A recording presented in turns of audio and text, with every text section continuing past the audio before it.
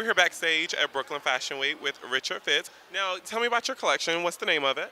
It's called Felt Fusion, and it's made from raw wool that's been felted. And this garment here took 2 days to felt, and then it took about 4 days to dry. It all just depends on the garment. I mean, this is very thick. The water runs pretty much off it. That's why it took so long to dry, because once the water got in, it didn't want to come out.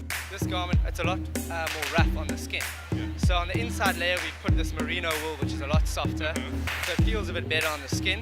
And on the outside, we got the rough caracal wool, which gives the texture and gives the color. I know you're from South Africa, so I'm sure it doesn't get really, really cold there. Yeah. So what made you decide to go with felt instead of any other material? In my last year of studying, we had a lady named Peter Lee, who runs a company that does interior felting.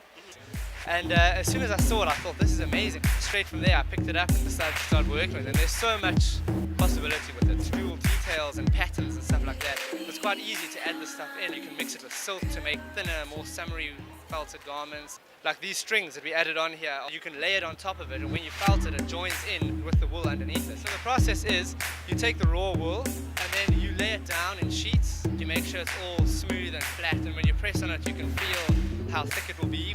And once every area of it's all smooth and even and the right thickness, you basically put a mesh net over it, either side, and then you start to felt with hot water and soap.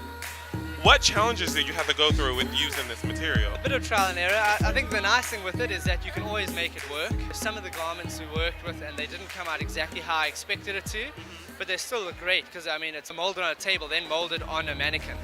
So there's a lot of playing you can do and a lot of experimenting. It's more the creativity on the mannequin and on the table than it is actually preparing it. What is your favorite piece? This piece. You love this piece? I love this piece.